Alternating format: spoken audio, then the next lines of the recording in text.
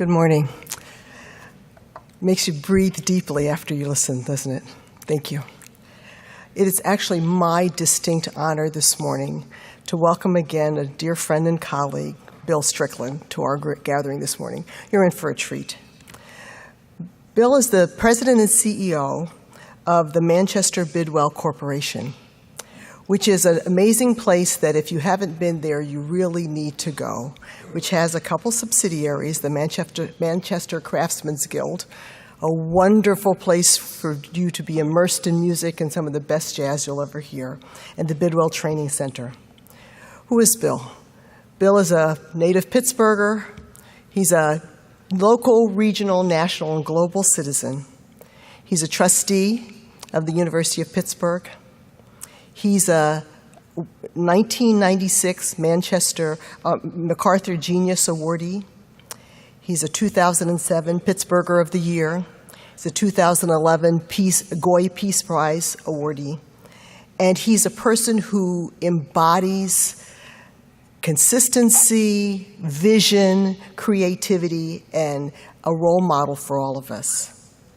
I think the best way to introduce him is to use a phrase that he has used, I just heard him say again yesterday, which is light is the cure for cancer of the spirit. And I think that once you hear Bill's comments this morning, you will agree with me. Light is the cure for cancer of the spirit. Please join me in welcoming Bill Strickland.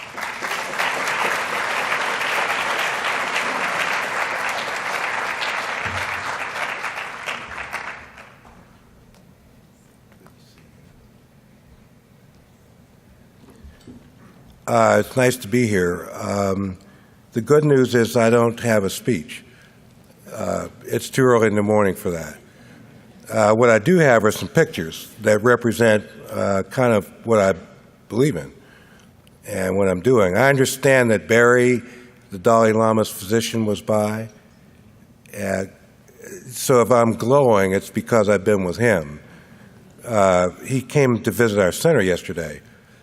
And what he believes in is kind of what I believe in, that people are worth something and that they need to be treated like assets, not liabilities. And that if you treat people with dignity, oftentimes they'll respond that way. So I built this center based on my experience as a public school kid, flunking out of school, by the way. I was walking down the corridor of our high school, and the art room door was open, and there was this white guy sitting at a potter's wheel. And in my neighborhood, nobody made pottery, and I'd never seen anything like that before. So the door was open, and the guy made this great big old ceramic bowl. And I said, "What is that?" And he said, "Well, it's clay, it's ceramics." I said, "I want you to teach me how to do that." He says, "Well, get your homeroom teacher to sign a piece of paper that says you can come here and you're good to go." So for the remaining 2 years of high school, I cut all my classes and I went to the art room, but I was smart enough to give the teachers whose classes I was cutting the pottery I made. And that's how I got out of high school. And unfortunately, that's a true story. But Frank says, "You're too smart to die, you're going to college, man." So he hounded me during my senior year, and mainly to get him off my back, I filled out a college application to the University of Pittsburgh in pencil. Sent the thing in thinking that'd be the end of it, and then they said, "You got to pass something called the Scholastic Aptitude Test," which I'd never seen before. So I marked the thing up, I flunked the test, but they took me in as a probationary student. And so I'm pleased to tell you, not only am I a trustee of the University of Pittsburgh, and have been for a number of years, I did win the MacArthur Fellowship, the so-called Genius Award, and at last count I had 22 PhDs, one of which I'll sell you for $10, and you can erase my name, put your name in the thing, and you too can be a PhD. But the point of the story is that if Mr. Ross doesn't recognize that in spite of my background and in spite of the neighborhood I was born in, I had talent. I'm a guy that's probably dead or in the penitentiary, like a lot of my buddies who unfortunately did not know Mr. Ross. But fortunately, the story came out to be a little bit better than that. And so for the last, 40 years of my life, I've been dedicated to changing this conversation with poor people, just as a number of you family physicians are doing in very dramatic ways. And so what I hope to do for the couple minutes I'm up here is to show you some pictures of the center, but it also reflects a philosophy about how to treat people. Because I think that there's nothing wrong with poor people except they don't have any money. And that's a curable condition. It's all in the way that you think about people that drives behavior. And that was the big idea, and I think that's why I won the MacArthur Fellowship. So I run this place called Bidwell Training Center in Manchester Craftsmen's Guild, and that's our center. It's 5 minutes from where you're sitting today. It's also in the toughest neighborhood in Pittsburgh with the highest crime rate. I was influenced by Frank Lloyd Wright. You heard him? He did okay in the architecture business. And Mr. Ross took a bunch of us black kids to see a place called Falling Water. And I was 16 years old, and the thing that impressed me about that place was the sunlight and the water. And I said, if I can get that light into my neighborhood, I'm halfway home.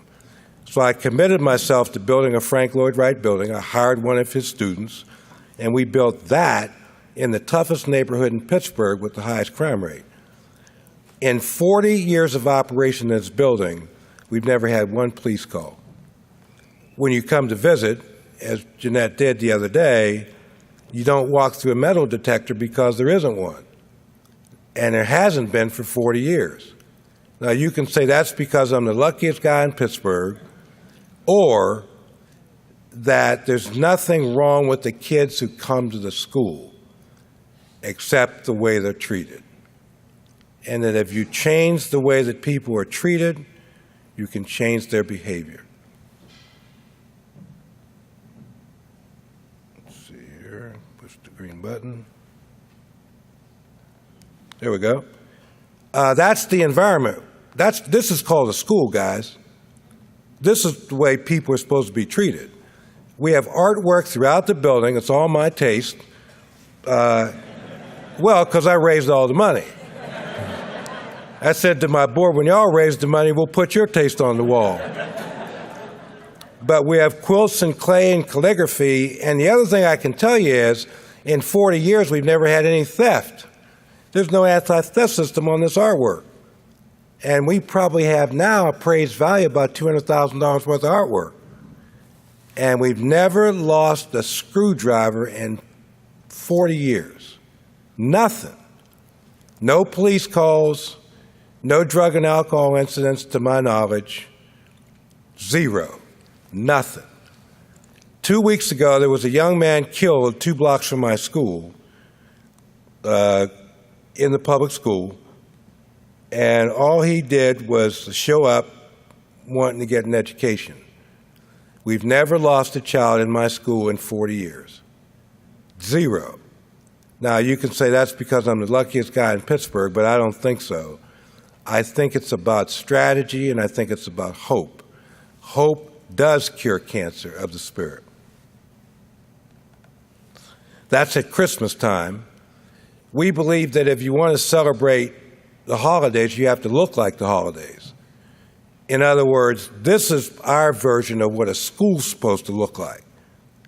And when poor people come to a place like this, it immediately lifts their spirits, as it should, because that's what it's designed to do. That's our boardroom. I hired a Japanese cabinet maker from Kyoto, Japan, to make this furniture. It's black walnut.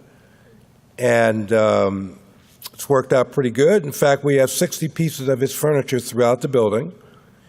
And part of the reason we did was we wanted the kids to come to a place where there was elegant furniture that greeted them every day. Why? Because they're worth it. That's why. I hope y'all eat Heinz ketchup. I don't know where your politics are about ketchup, but I stand with ketchup. In the old days, we had a senator named John Hines, who Dr. Southpaw knew quite well. We loved him, and apparently he loved us. And he came over to see my center one time, and he said, "Boy, what a fabulous place. You ought to start training people in the culinary industry." I said, "Well, Senator, I don't know anything about the culinary industry. I only like to do things where I know, something about the subject. But why don't you keep that idea alive, and in a couple of years, let's talk about it again." And he sat real quietly and said, "Well, what would your answer be if I said I'd give you $1 million?" I said, "Senator, it appears that we're going into the food training business." And John did give me $1 million, but as importantly, he loaned me the head of research for the Heinz Ketchup Company. And we built $1 million kitchen, and we've never looked back. We're now in our 20th year. In the last class, everybody got a job. 100% placement for people who did not know anything about food when they enrolled in the program less than 1 year ago. So we know that we can cure this problem. Oh, by the way, these are some of the students. That's our amphitheater. That's our pastry department. And that's lunch at our school. This is what we feed the students every day. Why? It's good for their stomachs, but it's better for the heads. I wanted to take the stigma out of food. Good food's for everybody on the planet, not just rich kids. And if people tell you that you can't serve gourmet food to poor kids, send them to my school because I've been doing it for 30 years. You just have to want to do it bad enough. Poor people are doing this stuff. These are all the guys who supposedly have no imagination and no creativity. Well, if that's true, where'd that come from? I always like to do this presentation right before lunch because it has a way of riveting the audience's attention to what you're talking about. That's dessert. So what we know is that if you treat people right and you give them good food and you give them sunlight, you can cure the cancer. That's one of our guys. That's Chef Keith. He teaches production cooking. That's our dining room. Reminds you of your high school cafeteria in your hometown, right? This is where the kids eat. Why? Because they eat lousy food. That's why. And you can't bring people back to life if they're hungry. So what we decided to do is to give them something to eat. But we don't do fast food, we do gourmet food. So every kid, every day has a gourmet lunch at our center. And I've asked this question 1,000 times, and I will continue to ask it. Why can't we have schools that serve gourmet food to poor kids every day? I'm doing it for 40% less than we spend right now in Pittsburgh serving kids food that they'd rather not eat. So we got that problem figured out. I even got the black people and the white people eating together voluntarily. And I didn't give a civil rights speech. Why? Because the school is the civil rights speech. If you treat people like human beings, they have a tendency to like each other. If you treat them in a hostile manner, they're at each other's throats. So we got that problem figured out. That's one of our guys. Oh, we train med techs, pharmacy techs and medical coders and stuff for UPMC and a lot of the healthcare providers. These are farm tech people going through. So we can teach pharmaceutical applications to people with no background in science, and we can do it in less than 12 months. This guy's now working for the Water Treatment Authority. He was down to his last unemployment check when we recruited him. He's now making about $40,000 working for the Water Treatment Authority, and he learned chem tech fine.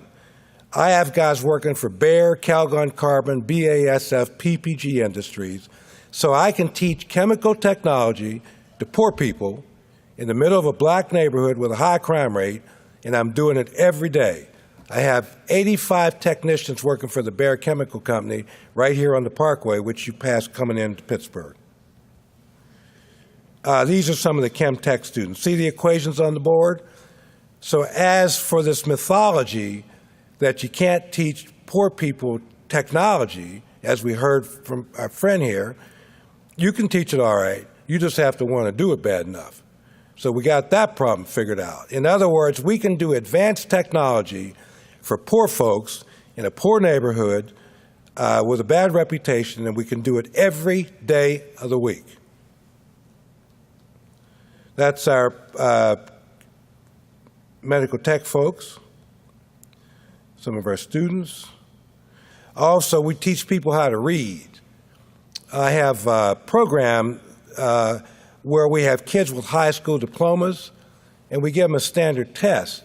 Write 2 paragraphs on any subject, and most of the kids can't do it. Now, these are high school academic diplomas, not certificates of attendance. How is this country going to survive if you've got thousands of kids walking the streets with diplomas in their pocket that they can't read? So the answer is teach them how to read. And we have a 95% success rate with getting kids high school equivalent, and we can do it in about 12 months. This is the arts program. Remember, I'm the black guy from the 60s making pottery? Well, this is the center that we created called Manchester Craftsmen's Guild, and I work with all the guys everybody's running away from. They're even running away from themselves.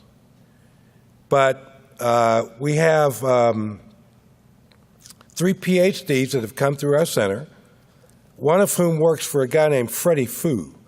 He's an orthopedic surgeon here in Pittsburgh. And Dr. Fu said, I want you to come and speak to the American College of Orthopedic Surgeons. I said, Freddie, I'm a black guy from the middle of the inner city of Pittsburgh with a box of slides. I don't think a bunch of orthopedic surgeons are going to care about what I got to say. He said, well, I'm president of the association, so they're going to sit there whether they like it or not. So I got up and said, fellas, it's obvious I'm not an orthopedic surgeon. If you don't like the speech, it's Dr. Fu's fault. So they were very polite, and they listened to the first guy who was an orthopedic surgeon, and he had slides of some guy's elbow they had cut open, and they're drilling pins into this guy, and I had to listen to that for 45 minutes. And then I got up and said, you know, it's obvious I'm not an orthopedic surgeon, and it's not likely I'm going to be one.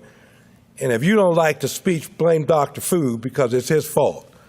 Well, at the end of the speech, I got a ovation from these guys, Mayo Clinic, Albert Einstein, you know, all of them. And Freddie said, I told you they would like what you had to say. I'm in the receiving line with Dr. Fu, standing right here. And one of the guys came up and he said, God bless you more than you know. I said, well, thanks, Doc. It's an honor to meet you. He said, no, I'm one of your clay kids. I went through your art program. Thank you for saving my life. It was like the clouds opened up. You know, it was like one of those religious paintings, you know, where a beam of light comes down and illuminates that scene. And Freddie said, we knew about him, but we wanted him to tell you, man. I've got 3 PhDs now that have come through this program for people that were considered throwaways. There's nothing wrong with these folks that affection and good food can't cure. So we do clay, as you might suspect. These are some of our students. This guy's going to Penn State. His brother's already there. He was one of our guys. This is work the students are doing. Oh, by the way, artistic aptitude, whatever that is not a requirement to get into the program. Anybody that makes the mistake of scratching their head during the presentation's in the program. So get your mother to sign a piece of paper that says you can get on a school bus and you're good to go, man.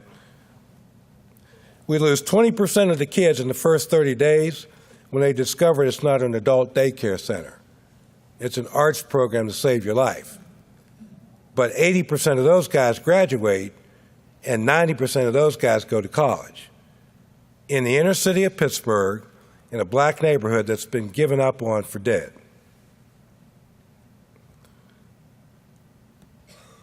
This is a mosaic piece the kids did. These are all the inner city kids who don't have any talent, right? Look at that young man's eyes. You know what fascinates me about that picture? Look at what he's doing. He's learning something. This is the guy that everybody gave up on, man. And here he is at this inner city program, and he's intensely focused on learning digital imagery. A couple more of our guys. And look at his face. These are not liabilities. They're assets. But you have to treat them like assets, or they will continue to behave that way. This is a very famous photograph in Pittsburgh, taken by one of our students. In fact, I almost flunked out of Pitt because I spent more time down there drinking beer and eating French fries than studying. But it worked out pretty good. And the guy that took that picture got a scholarship. And this is our gallery. This is the student work. So, in other words, we have a catered event done by our culinary people. And I even got their parents coming to the art openings. 20 years ago, we couldn't buy a parent. So one of my buddies got off in the Saving Souls for Jesus, dragging guys out of bars with a Bible. I said, I want you to come work for me. Tone down the Jesus stuff, but keep the enthusiasm. And he started going to the parents' house, so I knew you wanted to come to your kid's art opening, but you probably didn't have a ride. So I came to give you a ride. Well, the last show we did, we had 300 parents show up, and we didn't pick up one parent. Why? Because there's nothing wrong with the parents except an invitation. And there's nothing wrong with the kids, except they needed to see their parents come to celebrate their work. Now, come on, guys. We can't continue like this. This has got to stop. Affection and good food and sunlight cures cancer. This is a new concept we're introducing into education. It's called We Love Our Students. The person on the right is the instructor. That's the student on the left. Jermaine is now the director of photography. I recruited him in 7th grade. He went to college and is back teaching at the center that saved his life. This is actually an old slide. Before I got real sophisticated with my little PowerPoint, I actually had slides in a box with duct tape on the corner. And I got called out to a place called the Silicon Valley. So I showed up with my slideshow with the duct tape on the corner, and I ended up talking to this fellow named Jeff Skull. And he said, man, that is a heck of a presentation, man. I said, well, what do you do for a living? He said, oh, I built a company called eBay. I said, oh, that's cool. You got a card? So I took the guy's card, and I went back to Pittsburgh, asked one of the little techie kids. I said, have you ever heard of something called eBay? He said, yeah, Mr. Strickland, that's the electronic commerce network. I said, holy smokes, I met the guy that built the company, man. So I called him up and said, Mr. Skull, I've come to have a much deeper appreciation of who you are, man. He said, I thought you'd figure it out sooner or later. So he gave me $1 million. And the $1 million is why we ended up building the first center. So you never know who you're talking to. So the smart play is to treat everybody as if they own eBay. This is called a digital imaging center. And you know who's in there? Poor kids, learning advanced technology in the middle of the inner city. That's the lab that we built for the children. Oh, I also built a music hall. The reason I built a music hall is Mr. Ross used to bring in jazz albums. And I said, if I ever have a chance to build a music hall, I'm building one. So I did. And a guy named Herbie Hancock showed up. He's a piano player, and a pretty good one, by the way. And Herbie said, where'd this idea come from? I said, it came from your music. He said, what are you talking about? I said, I had this hip pottery teacher, man, who liked jazz, and he used to bring in jazz albums. And I said, if I ever built a center, I was going to build it so I could get guys like you here. Well, Herbie showed up all right. Have y'all ever heard of the Grammy Awards? Well, we've won 7. We're the highest win rate of any record company in the world is on the north side of Pittsburgh, 5 minutes from where you're sitting today. So we got that problem figured out. And these are children from the Pittsburgh public school system. Look at their faces. This is the way that kids are supposed to look when they go to school every day. Now, the next time you go back to your respective city, go visit a school and show me people that look like that where they're sitting in school. They don't look like that. They walk in, their heads are down, they don't want to be there, and if that's the environment, you can't teach them anything because depression does not produce imaginative thinking. Sunlight produces imaginative thinking. Those kids. Oh, by the way, that's the fellow named Dizzy Gillespie. He showed up. He said, Herbie's talking about you, now I know why, man. So we have now 400 recordings. The most important collection of contemporary jazz recordings in the world is in my center, in Pittsburgh, in a black neighborhood with a high crime rate. Oh, that's a fellow named Pat Metheny, pretty good guitar player. He showed up. And those are 5 of the Grammys that we've won. That's our recording studio. We do 5-point surround sound. And that's on opening night. If you'd have dropped a bomb in that room, you'd have killed all the rich people in Pennsylvania because they were all sitting there, including my mother and father, who are in the third row, right there on the left side. They're both now gone, but they lived long enough to see their kid build the center, and it opened it up black tie, and it worked out to be a pretty good evening.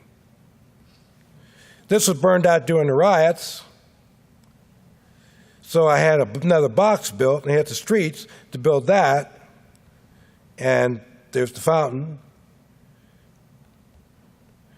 and to build a bank, and to build something called the Drew Matheson Center. And what the Drew Matheson Center does is it grows those. We grow orchids 5 minutes from this room with poor kids. And we sell them in the grocery stores, and we generate money to support the center. So I have an advanced technology greenhouse in the middle of the inner city of Pittsburgh that generates money to support the center. We're also doing now those orchids. Oh, by the way, we won first prize in the Orchid Symposium. Welfare mothers growing world-class orchids in the middle of the inner city of Pittsburgh. And now we're doing hydrangeas. And we did a deal with the zoo. We created something called a polar bear poinsettia. So the polar bears in my center did a partnership.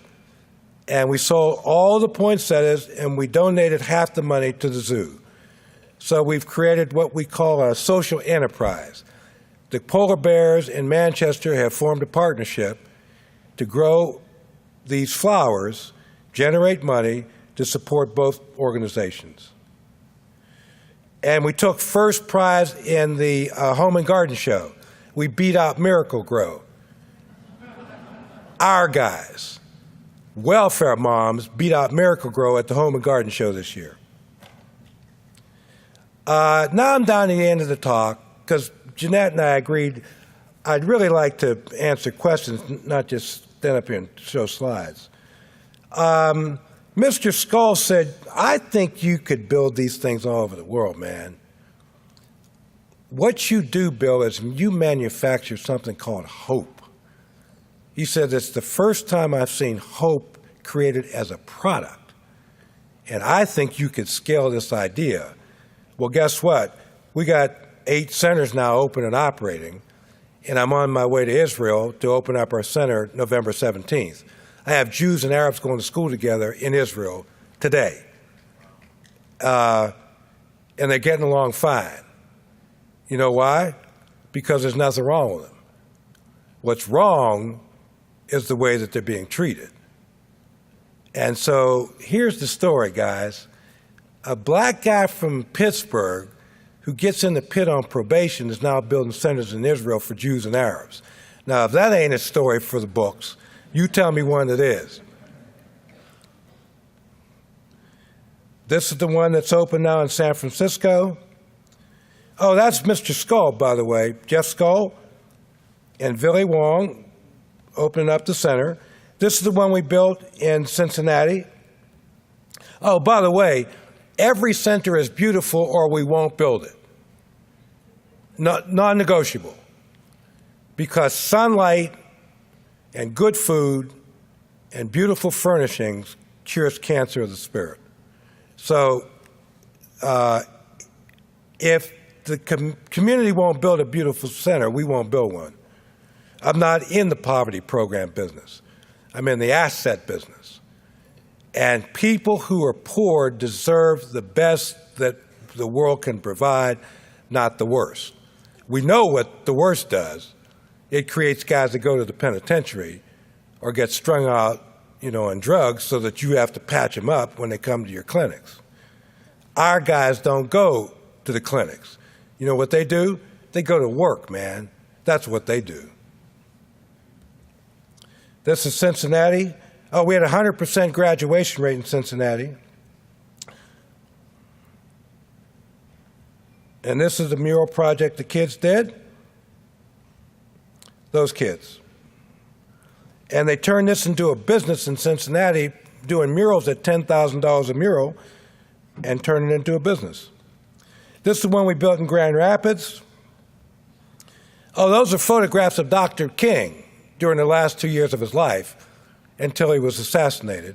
Mrs. King saw the photographs and approved of them before she died. That's the dining room for the students. This is where students eat every day in our center in Grand Rapids. Western Michigan Center for Arts and Technology. And these are some of the students. One of the things that we've noticed is as the kids get deeper into photography, they pull their pants up. So we got that problem figured out. And these are called pharmaceutical techs. We're training for the pharmacy industry. 100% graduation. They all go work for UPMC in West Penn, Allegheny. This is Cleveland Center, right down from Cleveland Clinic. We had kids get off the bus for the first time. They walked away from the center because they thought they got off at the wrong stop. They couldn't conceive that something this beautiful was for them. We got to change the psychology, folks. Kids have got to call beauty normal and ugliness abnormal. These kids. And this guy records with a woman named Alicia Keys.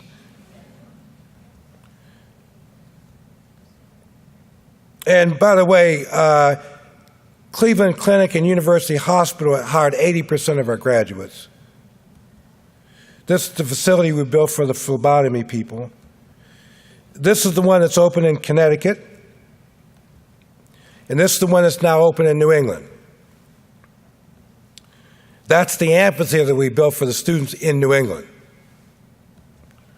And that's one of our students, and that's the first class. 80% of these people had criminal records when we recruited them. They're all now working for companies like Legal Seafoods with a living wage.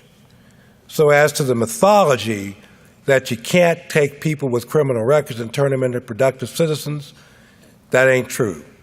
You can do it all right. You just have to want to do it bad enough. This is the one we opened up in Brockway, Pennsylvania. And this is the one that's going on in Israel. This is the one I'm going over November 17th to cut the ribbon. God called Shimon Peres from us a month too soon, in my opinion, because I think he was going to be at the opening. I met him, by the way,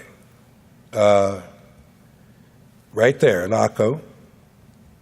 And just in case you thought I was lying, there he is. And what he said to me was, keep going. You're on it. Keep going. If I look like I'm radioactive today, it's because I had a really wonderful experience with Barry. The doc who talked to you, he came over to see our center. And he said, His Holiness needs to come here and see this thing. So he's committed to get me a private audience with the Dalai Lama, and he's going to bring the Dalai Lama to see my center in Pittsburgh. He said, would you build one of these in Tibet with His Holiness? I said, yeah, man. Just send me the map so I know how to get there. These are the Jews and the Arabs that are going to school together. This is our first class in Israel. Half that class are Jews and half are Israelis, man. And they're doing fine. So we got Israeli Jews and Israeli Arabs going to school together. And oh, by the way, there's no security. Zero. And we haven't had an incident yet. So we know that this works. Oh, by the way, we've also signed up London. We're going to work with the Muslims in East London. And Belfast, it looks like, is next. So late-breaking news. The Rockefeller Foundation has decided to work with us to build 100 centers in the world. So right after Israel, we're going to announce that we're going to try to build 100 centers based on this slideshow. And these are centers, you see Vancouver, Virgin Islands, and so forth. We open up Chicago in March next year. It's already been funded. New Haven, Buffalo, Boston, and Brockway, PA. Los Angeles, we're coming your way. Chester, Pennsylvania, Denver, Tacoma, Washington. And these are cities now talking to us about building centers. I think I can build 200 centers in my lifetime. Now, what I did not say and what Jeanette didn't mention is I'm a recipient of a double lung transplant 5 months ago. And Jeanette and I planned this conference before I had the transplant. And I told the docs, you got to get me out of here, man. I got to go speak at our conference. And I'm not going to have Dr. Southpaw pissed off at me because I didn't show up for the conference because y'all didn't get the lungs going the right way. Well, the highlight is the doc said, you're supposed to look like this a year from now, not 5 months after double lung transplant surgery. And what Barry said is, there was a higher power looking after you to make sure you got to that conference. I think I had a spiritual experience. In fact, to close a circle, when Barry mentioned building a center in Tibet, there were monks, I'm told, who lit prayer candles for me every day that I was in surgery. And I'm going to Tibet to thank them for lighting them candles. I think that there is something called the human spirit, depending on your religion. I think there's something called what we in the black church called home, going home. And I think that I've been given these lungs so I could get home. The way to get home is to build these centers. For anybody that's willing to listen, and I have no intentions of changing my mind. And by the way, you see Sydney, there's Australia, Nigeria's on there now, Johannesburg's on there now. I think we can scale this thing globally. So what I really want to do, by the way, I have a book out too. Buy the book, it's big type and it's real short. But it tells this whole story, and that's the end of the talk. Now, let me tell you a couple things that you need to know. One, I agreed to do this talk because I think that you are doing God's work. And I ain't a church guy, man. I ain't pushing church. But what I am pushing is the human spirit, of which I see great abundance in this room this morning. Just by some of the people I've talked to, you're doing, this is called sacred work, because you're caring about people who have been neglected and abused and homeless and have no hope, man.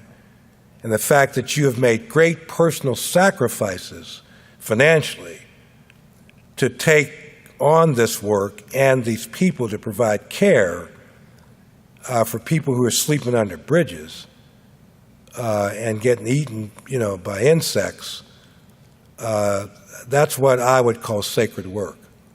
And you're to be thanked and be honored for the fact that you're doing this. So part of the reason I came over here was to honor you for what you do for mankind.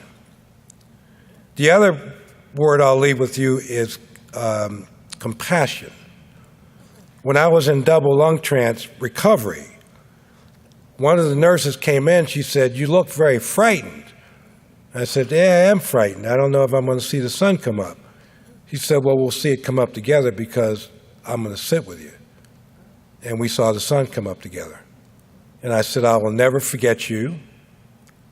And I'll mention you in every speech I give from here on out for the rest of my life." That's who you are. That's what you guys are. You're the guys who are willing to go to places that nobody wants to go to people who are dying, man, of an injured spirit and a broken heart. And I think these hearts can be repaired in our lifetime. And I think you guys are going to play a very, very big role in doing just that. And I'm one of you, man. I ain't a physician, but I get you. I feel you. And I want to be a part of this story. And I hope Jeanette will invite me back so I can update you on how we're doing, as long as I'm able to breathe, which, according to the docs, is going to be for a very long time. So thank you very much for listening to what I had to say this morning.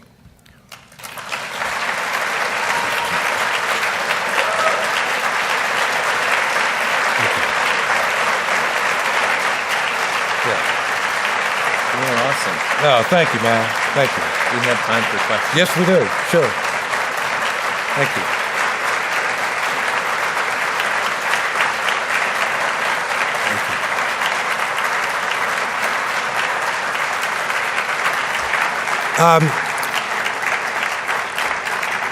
Larry said we have time for a couple questions. If any of you guys have a question, just shout it out. I'd be more than happy to answer.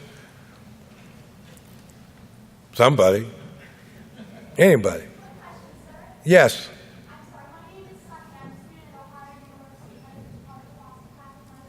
Yes.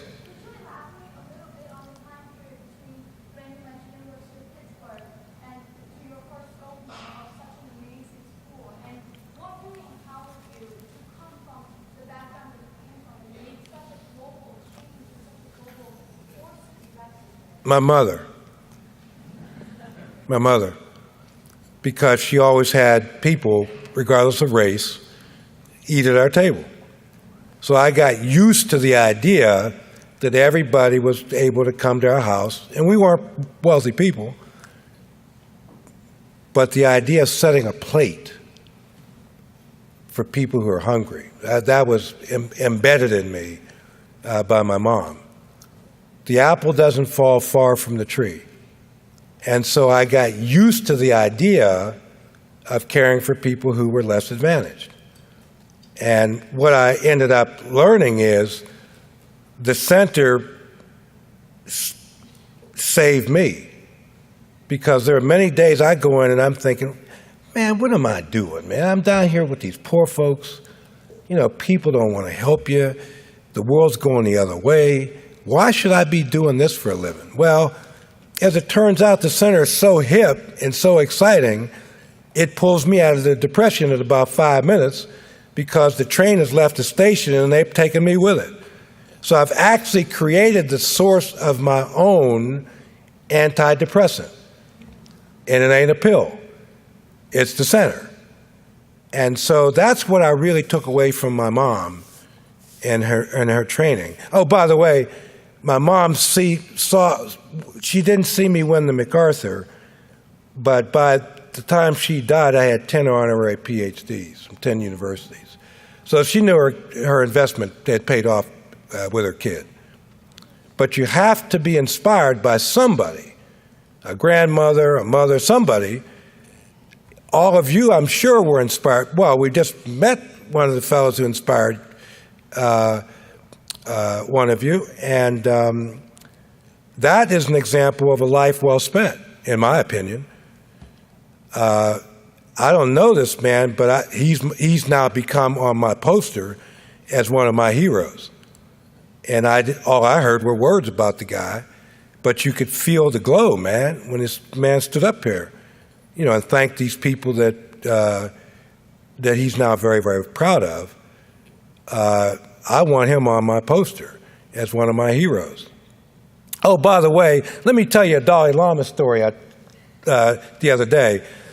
I actually met His Holiness in a place called Wadzel, Austria.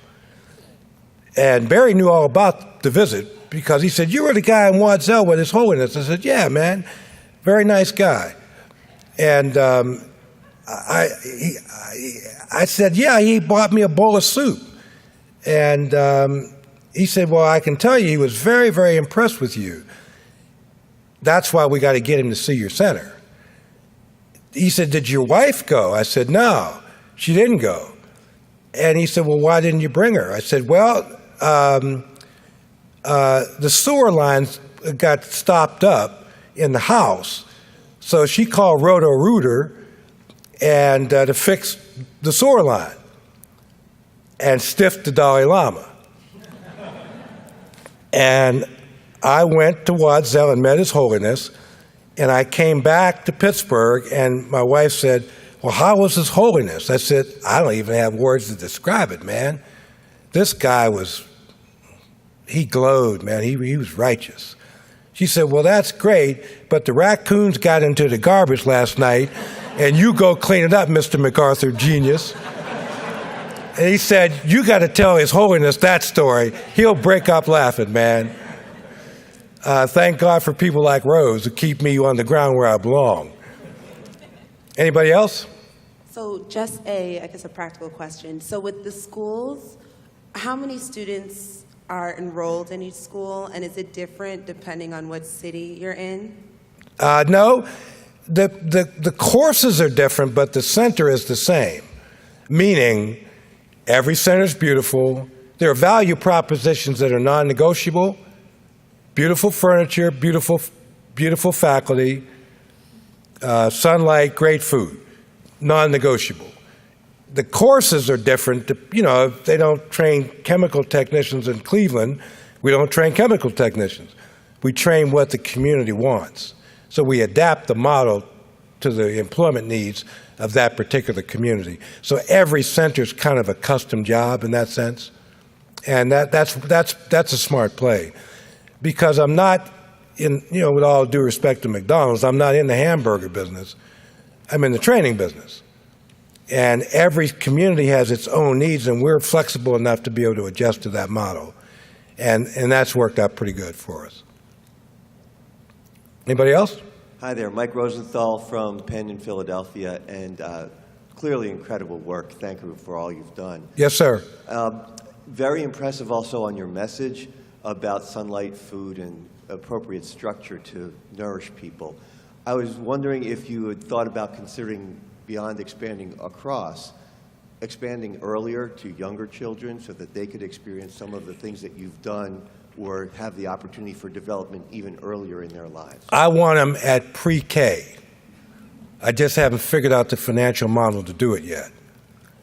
But when the public school system decides to come to their senses and give me the money, then we can solve the problem. And we can. We could do this in less than 10 years. Yep, I would love to help you do that. I think that we need to You're hired. expand that. You're hired. One more question? Every center, by the way, that I bill has come out of a discussion like this. Every center, and I follow up on every lead. You never know where these leads will take you. And so I meant what I said. You're hired. Anybody else? Yeah, hello. I had a question on the ripple effect on the local communities. Can you comment on that? Basically, what is the positive kind of impact that your students have on their communities or their household by being trained there? I can't quite hear that.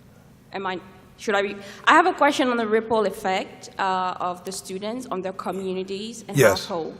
Can you comment on that? The households? Their household, where they're from. Students have, when they go back to their communities, what impact do they have on their communities? Oh, yeah, the impact is pretty significant because we have college degrees now in place of kids who were flunking out of school.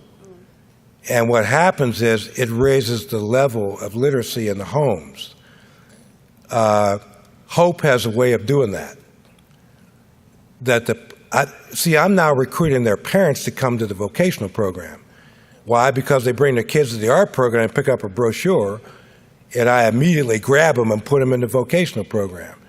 So what's happening is the kids are having a transforming effect on their own lives, which is how this is supposed to work.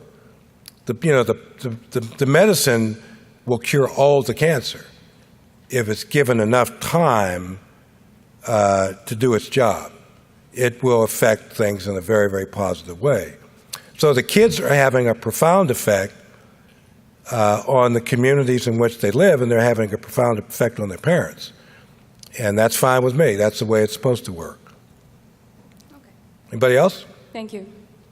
Last two questions. I have one as well. I'm Isaiah Coleman from Jacksonville, Florida, now attending Howard University College of Medicine. Right now in Washington, D.C., we have a high population of homelessness. And so if you walk up and down the streets late at night, you see people laying on the streets. You go into McDonald's, you see people sleeping inside. I remember maybe like 2 weeks ago going late at night, and it's just cold out there, and people are just sleeping inside. Just want to get warm, and then they leave out, they get kicked out, and they have to go outside. And so I met one guy just the other week, and he was telling me he just got out of jail. While he was in prison, his house had got burned down, and everywhere he needed to stay, he didn't have anywhere to stay. And he was telling me how much he was laboring, trying to find a job, Yes, sir. and trying to find places to go just to find work. And he reminded me of my uncle. But my question for you is that how can, as a student, because even though I just see him, I give him a little bit of money, but I've been thinking of ways to try to make really big change. But as a student, what do you recommend for a student in trying to curb the homelessness incidents? Because there's like a high rate, and being in our nation's capital, we shouldn't have homelessness should be a problem. Especially, I think the most important thing is that the problem is that our priorities, and I think that our priorities shouldn't have like a homeless population. We shouldn't have veterans that are not getting treated the way they should be treated. And I just want to know specifically, like, how could, as a student, besides just short-term things by giving money, or how can I make like a really positive change towards the homeless community? Well, first of all, get your medical degree so you become a doctor. Well, because that gives you a platform. That MD is a big deal, man. And so it'll put you in a position to call me down to D.C. to help you build a center. And once you get your MD, I'll come help you build a center. And that way we can address that population through guys like you. See, the point is, you don't have to build a center.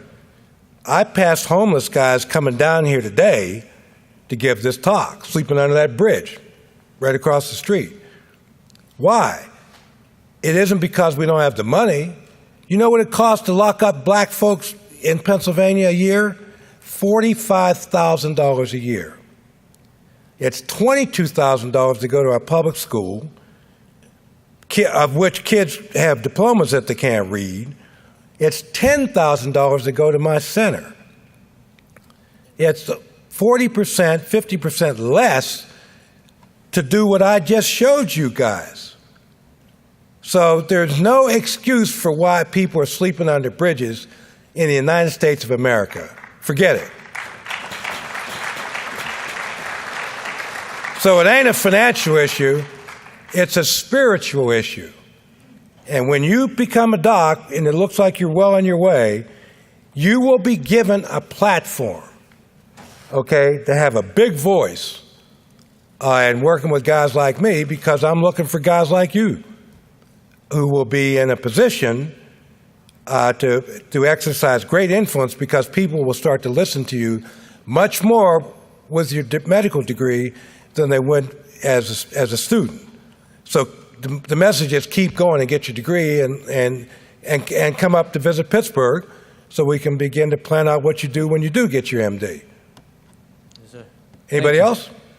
Last question. Lou Edgy, Toledo, Ohio. Fantastic message. Thank you for being so inspirational. The wedge of our patients' lives that intersect with healthcare is so limited. It's usually the hospital, the brick and mortar, and there's so much more that we can influence. And I just think that your message is the antidote to the social determinants of health. So you are the perfect partner for primary care. Well, it costs $400 a foot to build prisons. I built my building with union labor for $100 a foot in the same neighborhood. So it ain't money. Oh, by the way, this has nothing to do with Republicans and Democrats. This has to do with survival. What I showed you was a survival strategy for poor people. Oh, it's also a survival strategy for you, too. Because if we don't fix this, guys, the world that the homeless people are going to bring is not something that you're going to find very pleasant. So we better fix this thing. And what I'm trying to do is to get out ahead of the cancer by building these centers in places like Israel and so forth. And what that does is that it allows me a platform to have a bigger voice in bringing sanity to this conversation. But all of you can do the same thing, because you all got mouths and you all seen the pictures, and you'd be surprised the word of mouth thing about telling people about this crazy man that stood on the stage and showed you a bunch of pictures and has every intention of making the world a better place. That word gets around. It even got to the Dalai Lama. And so I'm going to keep going, because you never know who you're going to meet along the way. And I'm very, very glad I spent the morning meeting you guys. Thank you.